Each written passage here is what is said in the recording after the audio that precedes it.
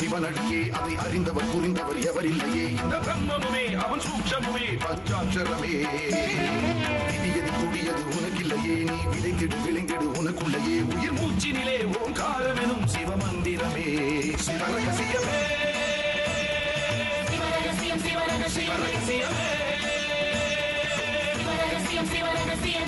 ஆதியும் அந்தமும் சிவனடியே அதை அறிந்தவர் புரிந்தவர் எவரில்லையே இந்த பிரம்மமுமே அவன் சூட்சமுமே பஞ்சாட்சரமே விதியது கூடியது உனக்கில்லையே நீ விளைந்திடு விளைந்திடு உனக்குள்ளையே உயிர் மூச்சினிலே ஓங்காரமெனும் சிவமந்திரமே சிவரகசியமே சிவரகசியம் சிவரகசியமே சிவரகசியம் சிவரகசியமே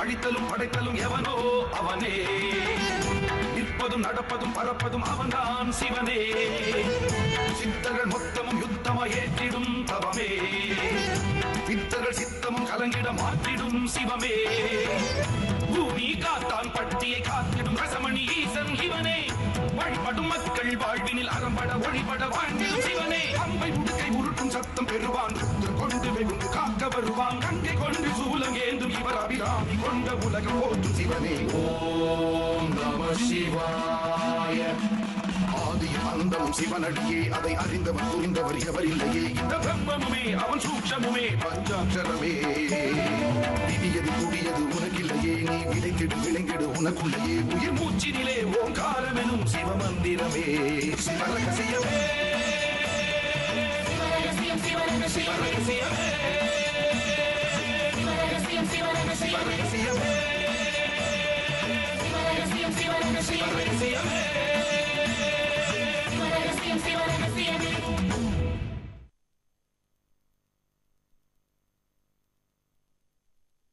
அண்டபிண்டம் தந்த எங்கள் ஆதி தேவனை அகலாமலே நினைத்தே அன்புடன் பணிந்து எழுந்து செய்யும் புகழ்ந்திட ஏத்தி ஏத்தியே ஏகமனமாக நாடி ஆடு பாம்பே பாம்பாட்டி சித்தர். அவ புருஷன் சாகல, இப்போ உயிரோடு இருக்காருதான்னு சொல்றேன். ஏன் சின்னையா, முறைப்படி சாமி உத்தரவு கொடுத்திருந்தா சித்தருங்க சேட்டையை காட்டியிருக்க மாட்டாங்கல்ல? உத்தரவு கேட்டதுல நீங்க உங்க சேட்டையை காட்டிட்டீங்களோ? டேய், அந்த ராமண்ண செத்தாத அந்த கேஸ் ஒரு முடிவுக்கு வரும். அப்பதான் நானும் நிம்மதியா இருக்க முடியும். ராமண்ணாவ தூக்குல போட்டா கூட இந்த விஷயம் முடியாது. ராமண்ணாவ தூக்குல போடுறாங்க, போடல, அத பத்தி நம்ம கவலைப்பட தேவையில்லை. நமக்கு இருக்க ஒரே பிரச்சனை அந்த பிருந்தா உயிரோடு இருக்கிறது தான். அவ செத்தாதான் நம்ம 2 பேருமே நிம்மதியா இருக்க முடியும். நீங்களும் இந்த கண்டத்துல இருந்து தப்பிக்க முடியும்.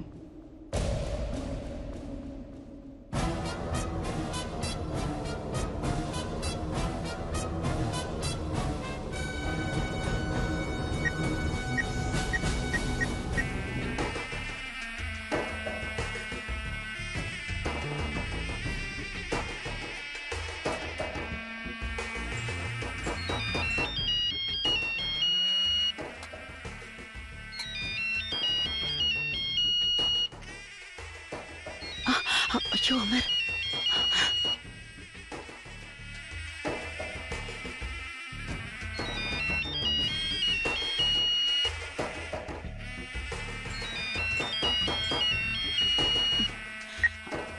ஹலோ சொல்லுங்க. ராணி, போன் அட்டெண்ட் பண்ண உனக்கு இவ்வளவு நேரமா? சமையல் பண்ணிட்டு இருந்தேன். சொன்ன வேலையை விட்டுட்டு இப்படி தலை சுத்தி இங்க பாரு ராணி, நீ என்ன செய்வேன்னு தெரியாது. இன்னும் 24 hours உனக்கு டைம் தரேன். அதுக்குள்ள இந்த பிருந்தாவோட கதையை நீ முடிச்சே ஆகணும். அது வந்து சார், நோ, நடுவுல எதுவும் பேசாத. உன்னோட எந்த விளக்கமும் எனக்கு தேவையில்லை. நான் சொல்றத மட்டும் கேளு, நான் சொல்றத மட்டும் செய்.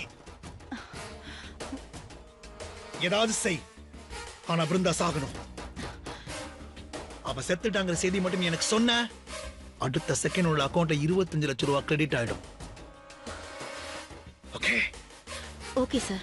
நான் ஏற்கனவே சொன்ன மாதிரி உனக்கு எந்த ஆபத்தும் வராம என்னுடைய பிலிப்பைன்ஸ் பிரான்ச்க்கு அனுப்பி வைக்கிறேன். ஆனா இந்த அட்டெம்ப்ட்ல மட்டும் நீ ஃபெயிலியர் ஆன, நான் உன்னை மறந்துடுவேன். வேற ரூட்டை செலக்ட் பண்ணி தேவைப்பட்ட அந்த ராமண்ணா வீட்டு மேல பாம்பு கூட போட்டு பிரச்சனை இமீடியட்டா சால்வ் பண்ணிடுவேன். ஆனா எது பிசிறு தட்டி சிக்கிடக்கூடாதுன்னு தான் நான் உன்னை நம்பிக்கிட்டு இருக்கேன். இப்போ நீ சொதப்பன, அப்புறம் நான் இதை பத்தி கவலையப்பட மாட்டேன். நான் செய்ய வேண்டிய செஞ்சுட்டு போயிட்டே இருப்பேன். சோ இது நான் உனக்கு கொடுக்கிற லாஸ்ட் சான்ஸ். இதை நீ யூட்டிலைஸ் பண்ணிக்கிட்டா உனக்கு 25 லட்சம். மிஸ் பண்ணிட மாட்டேன்னு நினைக்கிறேன். உன்னோட கால்க்கா வெயிட் பண்ற ராணி. கண்டிப்பா சார். பாய். ஷோ. ச்சீ.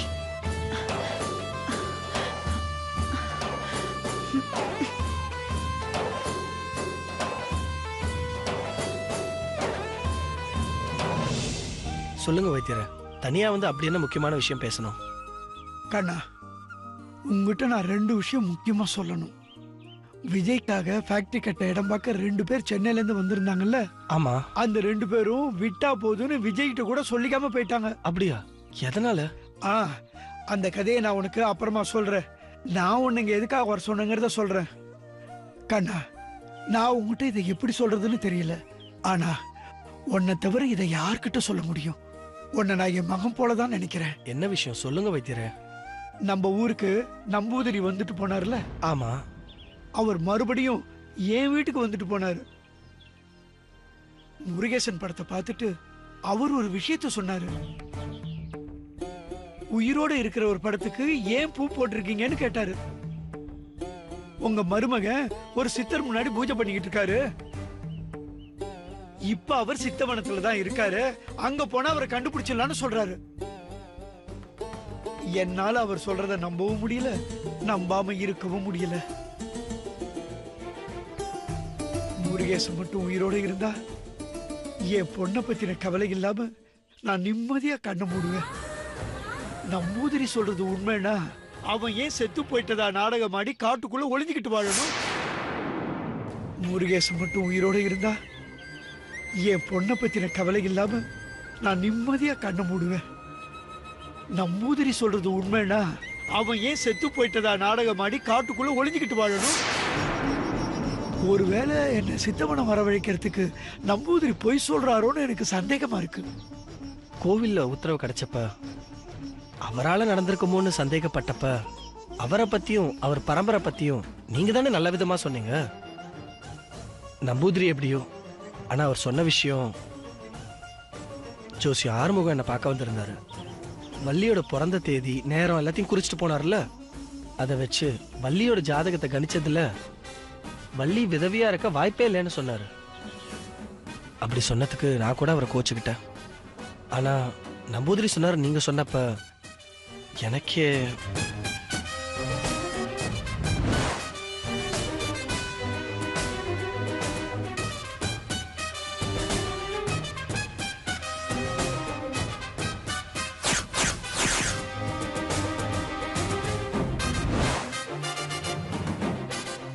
ஜாதகத்திலயும் அப்படி இருக்குன்னா நம்பூதிரி சொல்றதும் நிஜமா தானே இருக்கும்.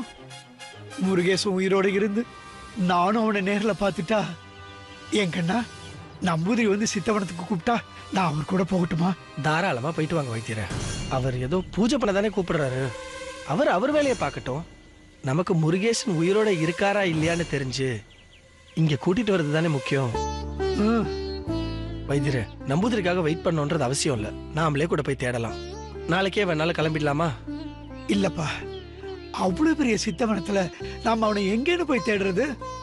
நம்பூதிரி இங்க இருந்து அவன் இருக்கிற இடத்த தியானிச்சு சொன்னாரு. அதனால அவர் கூட போறதுதான் சரியா இருக்கும். நானும் அவருக்கு உதவி செஞ்ச மாதிரி இருக்கும்ல. அப்புறம் என்ன வைத்தியர, அவர் வந்து கூப்பிடும்போது நம்பிக்கையோட போயிட்டு வாங்க. ஆமா, அது வரைக்கும் வள்ளிக்கு அவளுக்கு தெரியக்கூடாதுன்னு தானே நாம இங்க தனியா நின்று பேசிட்டு இருக்கோம். ஜோசியர் இதை உங்ககிட்ட சொல்லாம ஏன் என்கிட்ட தனியா சொன்னாரு? வாங்க வைத்தியர போலாம். சரிப்பா.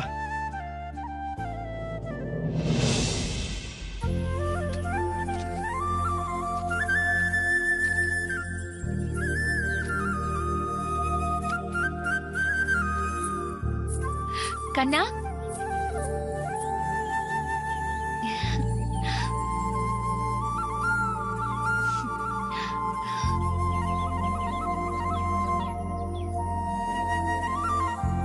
என்ன ஏதோ பூரிப்பா வந்திருக்க? ஏதா விசேஷமா? ஆமா, ஒரு நல்ல செய்தியோட தான் வந்திருக்கேன். சுகர் ஃபேக்டரிக்கு இடம் பாக்குறேன்னு 2 பேரை விஜய் சார் வர வச்சிருந்தாருல, ஆமா. அந்த 2 பேருக்கு என்னாச்சுன்னே தெரியல.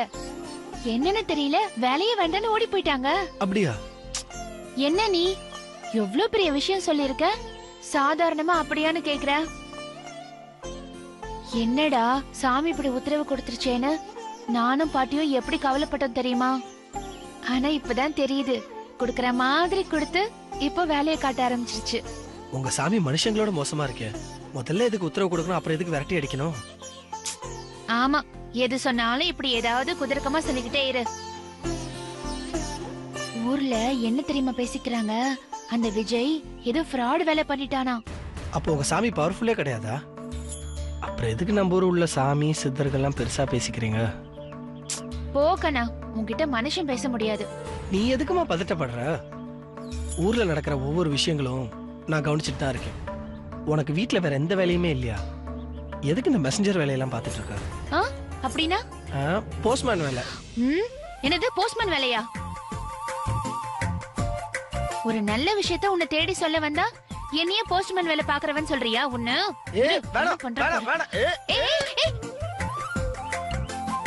சரி, இப்ப நீ கிளம்பு, எனக்கு நிறைய வேலை இருக்கு.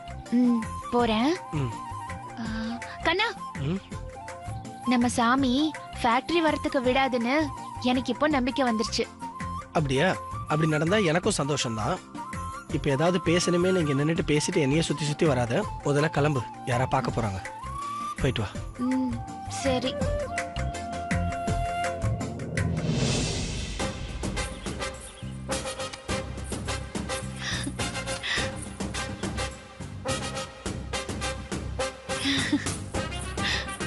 ரஞ்சனி,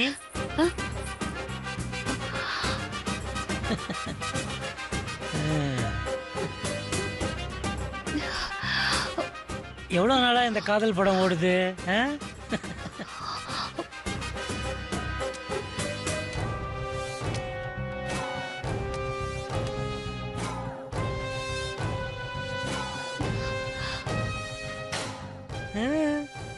பயப்படாத. நீ பயப்படுறத பார்த்தா உங்க விஷயம் இன்னும் யாருக்கும் தெரியாதுன்னு நினைக்கிறேன்.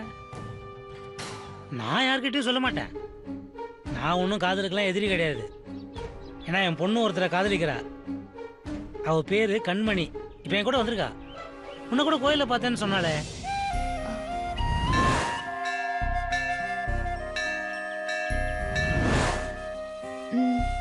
உன்னை அவளுக்கு ரொம்ப பிடிச்சு போச்சுமா.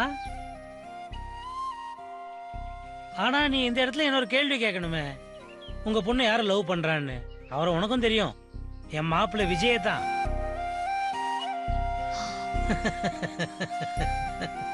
குட்.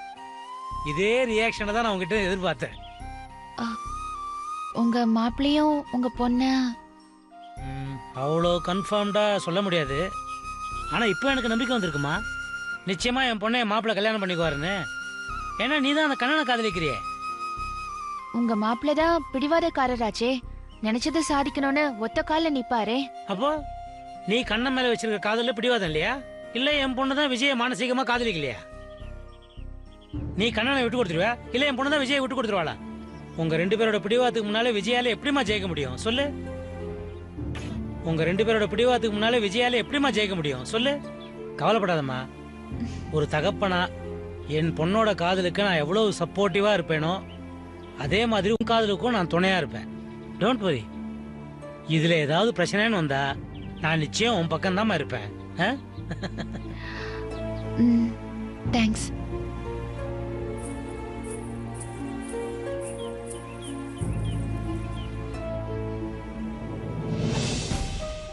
ஐயா, உங்களை பார்க்க என்ஜினியர் சர்வே 2 பேர் வந்திருக்காங்க. இங்க வர சொல்லட்டுங்களா? வேண்டாம், என்ன நீ அங்கே கூட்டு போ. சரிங்க ஐயா.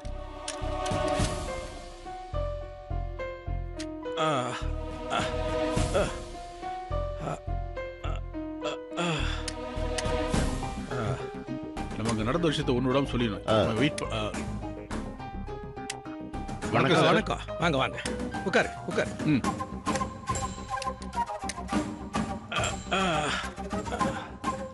என்ன சாப்பிடுறீங்க?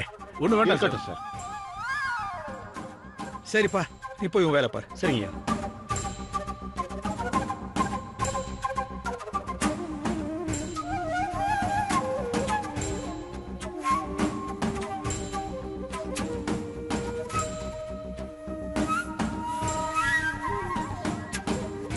என் சன்னு எனக்கு ஃபோன் பண்ணி சொன்னா, அவங்கிட்ட ஒரு வார்த்தை சொல்லிட்டு வரதில்ல. உங்களுக்கு என்ன பிரச்சனை சார்? அதுக்காக முதல்ல நாங்க உங்ககிட்ட மன்னிப்பு கேட்டுக்கிறோம் சார்.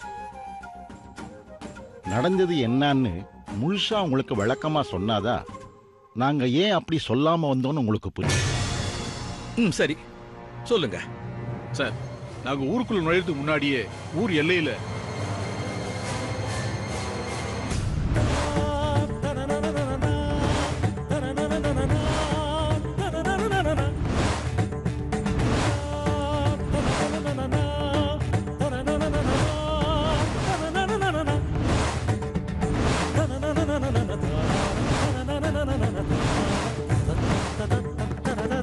இவ்வளவு நடந்ததுக்கு அப்புறமும் எங்களால அந்த ஊர்ல இருக்க முடியும்னு தோணல சார். விஜய் சார் கிட்ட சொல்லிட்டு வந்திருக்கலாம் தான் சார். ஆனா அவர் எங்களுடைய பயத்தையோ நம்பிக்கையோ ஏத்துக்க மாட்டார் சார். ஒரே பிடிவாதமா நாங்க அங்கேயே இருந்து அவரு சொல்ற வேலைகளை செய்யணும்னு உத்தரவு போடுவார் சார். அதுக்கப்புறம் அதை மீறி அங்கிருந்து எங்களால வர முடியாத போயிடும். அவர் சொன்னதுக்காக எங்களால அந்த வேலையை பார்க்க முடியாது சார். நாங்க என்னதான் பண்ண முடியும்? அதான் சொல்லாம வந்துட்டோம். அதுக்காக மறுபடியும் உங்ககிட்ட மன்னிப்பு கேட்டுக்கிறோம் சார். உங்ககிட்ட பல வருஷமா வேலை பார்க்கிறோம். ஆனா உங்க சன்னுகிட்ட வேலை பார்க்கறது கொஞ்சம் சிரமமா இருக்கு சார். சார், மத்த ஊர்கள் மாதிரி பூமி காத்தாம்பட்டி ஒரு சாதாரண ஊர்ல சார். அது ஒரு ஆன்மீக புண்ணிய பூமி சார். இவ்வளவு தூரத்துல போன எங்களுக்கு சித்தரோட தரிசனமும் ஆசீர்வாதமும் கிடைச்சிருக்குன்னா அதுக்கு நிச்சயமா நாங்க ஒரு பெரிய புண்ணியம் பண்ணிருக்கணும் சார். எங்களை ஆசீர்வாதம் பண்ணி உள்ள அனுமதிச்சுட்டு கஷ்டத்தையும் கொடுத்து எங்களுக்கு தெளிவையும் கொடுத்துட்டாங்க சார். சார், இப்படி சொல்றேனேன்னு நீங்க தப்பா எடுத்துக்கூடாது. உள்ளதை சொல்லித்தான் ஆகணும். இதெல்லாம் உங்க சன் கிட்ட சொன்னா புரிஞ்சுக்குவாருன்னு போனல சார். அதான் அவர்கிட்ட சொல்லாம நாங்க கிளம்பி வந்துட்டோம். அங்க சர்க்கரை தொழிற்சாலை வர்றத சித்தர்கள் விரும்பலன்னு தோணுது சார். ஏன்னா அது ஆன்மீக சக்தி நிறைஞ்ச ஊர். அங்க தொழிற்சாலை வந்தா அந்த ஊரோட புனித கெட்டுடும். அது மட்டும் இல்ல சார், ரொம்ப வளமையான பசுமையான ஊர். அப்படி ஒரு கிராமத்தை நாங்க இதுவரை பார்த்ததே இல்லை. அந்த கிராமத்தை மாதிரியே அங்க இருக்கிற மக்களும் செழிப்போட இருக்காங்க, தாராள மனசோட இருக்காங்க. சித்தர்கள் மட்டும் இல்ல, ஊர் மக்களும் அந்த மண்ணை காப்பாத்தணும்னு நினைக்கிறாங்க. அது மட்டும் இல்ல சார், அங்க தண்ணி பாட்டிலு, குளிர்பானம், சிகரெட்டு, பான் பராக்கு எதுவுமே விற்கிறது இல்ல. ஊர் கட்டுப்பாடு அந்த மாதிரி. போன இடத்துல என் பர்ஸ தவற விட்டுட்டேன். ஆனா அந்த பர்ஸ நாங்க இருக்கிற இடத்துக்கே தேடி கொண்டு வந்து கொடுத்துட்டு போனாங்க சார்.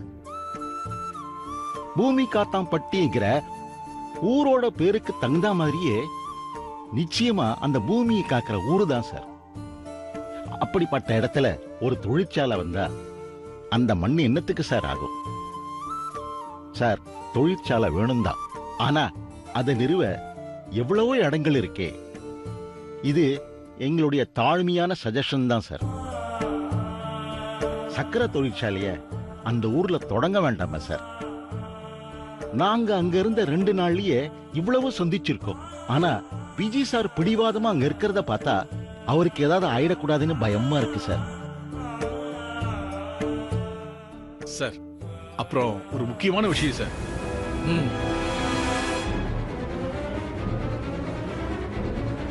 என்ன? உங்களுக்கு தெரிய வேணும்னு நினைக்கிறாரு. என்ன விஷயம்? சும்மா சொல்லுங்க. அந்த ஊர்ல ஃபேக்டரி கட்டுறதுக்கு உண்மையிலேயே சாமி உத்தரவு கிடைச்சதா இல்ல ஏமாத்து வேலை பண்ணிட்டாங்களான்னு அந்த ஊர் ஜனங்களுக்கே ஒரு சந்தேகம் இருக்கு சார். அப்படியா? ஆமா சார். விஜய் சார் பேசும்போது கூட அந்த அர்த்தத்துல தான் சார் பேசினாரு. சாமியையும் சித்தர்களையும் எழுத்துக்கிட்டு அந்த ஊர்ல அவங்களால எதுவுமே செய்ய முடியாது சார். அப்படி மீறி ஏதாவது செஞ்சு உங்க சன்னுக்கு ஏதாவது ஆயிட போகுது சார். சரி, நீங்க கிளம்புங்க. நான் என் சன்னுகிட்ட பேசுறேன். சார், எங்க மேல உங்களுக்கு இன்னும் கோபம் இல்ல இல்ல, அதெல்லாம் ஒண்ணு இல்ல. நீங்க போய் எப்பவும் போல உங்க வேலையை பாருங்க. போயிட்டு வாங்க. நாங்க வரோம் சார். சரி, வாங்க.